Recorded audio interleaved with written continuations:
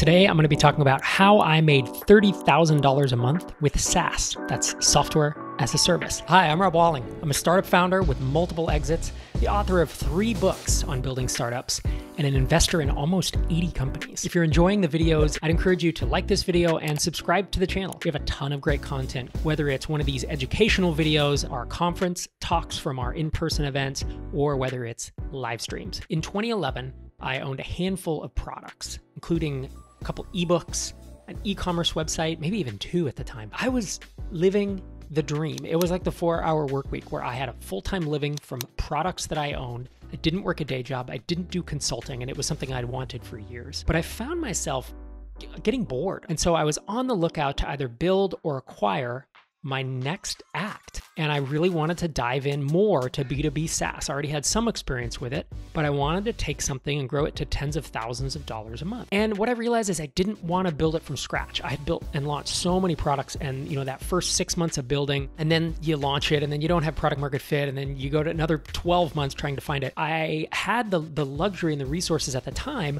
where I felt like I could shortcut that a bit. So I set my sights on trying to acquire something, and it took several months. I was sending cold emails, I was working my network, but I eventually acquired a SaaS app called Hittail. Now, the app is not online anymore. It had been built in 2006. I'd used it for several years. Hittail was a long-tail SEO keyword tool. You installed a little JavaScript snippet on your website, and it looked at the keywords coming in, and it suggested keywords that you should try. Hittail was struggling, but at one time it had hundreds of customers and thousands of free users. At this point, it was doing $1,500 a month, and the hosting cost was just under $1,500 a month because it was hosted on a physical server in a cage in New York City. So I bought this app. I wound up paying about $30,000 for it. And really, a lot of stuff was wrong with it. It had not been maintained very well. It was crashing. The servers were crashing, and the code base needed an update. I set about trying to rebuild this app and then market it.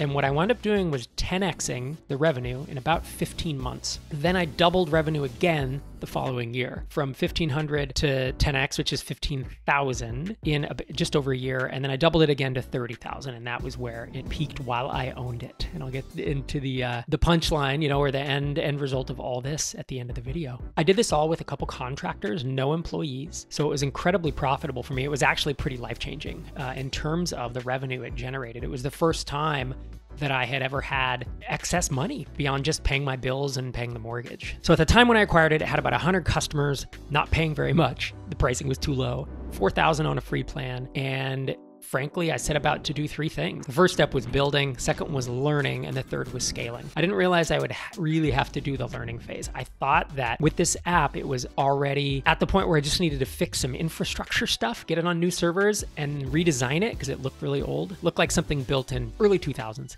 even though it was launched in 2006. So I knew I was gonna have to do the building. And then I thought I could just market it and it would work. And what we're about to see is that actually didn't happen. And I had to spend 5-6 months just learning and honing and working the funnel and decreasing churn. And then once I scaled it, then it worked. So the building involved spending 5 months, which is a lot longer than I wanted to. I started in August of 2011 and ended in January of 2012. And I moved it to new, cheaper, and more reliable hosting. I reworked the entire sign-up funnel. I removed a ton of sign-up fields.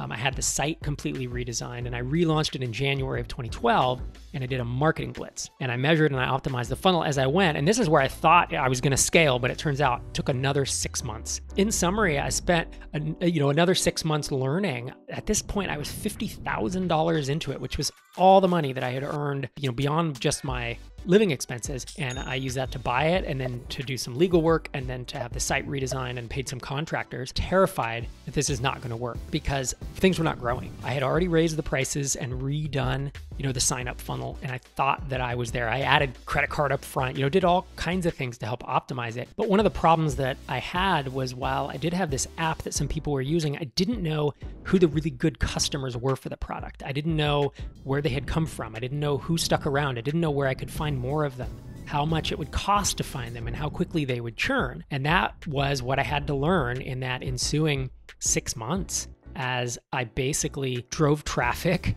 I blogged, I used my own podcast, I put it on Hacker News, I drove several thousand unique visitors a month, and the app was not growing. It was doing about $2,500 a month in this January, February timeframe because I had shut down the free plan and I was trying to optimize and grow it. And what I realized by about March or April of that year was that I was churning people out. They either weren't converting from their trial to paid, or they were converting and then they were churning out. I had enough visitors to test this, and I realized the conversion rates were not great. So I did what I called Operation Retention. I spent 2 months, I stopped marketing, and I looked at how many people are activating, how many are installing the tracking code. I added concierge onboarding where we would install it for them. I added trial emails. There were no emails sending during the trials. And my tracking code installation rate went from 20% up to almost 75%. And people were canceling saying, well, I have these keywords, but I don't know what to do now. Like, I don't want to go write an article. You've added something to my to-do list. So I contracted with basically a marketplace of writers, and I linked in to their API, and you could do one-click articles out of Hittail. So I didn't add anything to their to-do list. During this time, this Operation Retention, my trial to paid rate doubled. The conversion rate of people who started a trial was about 18%. It went up to 36%. The churn was cut in half. So it went from 15% down to 8%. At that point, I knew it was at least a decent business to scale. Now, I couldn't scale that business to, it would be very, very hard to scale it into 7 figures because you'd need so much volume. But I knew that I could get to my goal of low to mid 6 figures of annual revenue, $30,000 a month. I mean, I wanted 20 to 30. That was kind of where I was going. And so I did. So then I kicked in a bunch of traffic driving experiments. I did SEO, I did pay-per-click ads. I did some joint venture partnerships with some other tools in the SEO space, did some outbound sales. Some of these worked, some of these didn't. And over the course, this was the scaling phase, right? I said there was building, there was learning, and there was scaling. And it was like 5 months, 6 months, and then another, I think it was 6-ish months. And I was able to get it up to that 15K mark. And then past that, I was able to double it again. And by maybe mid 2013, this was a $30,000 a month app.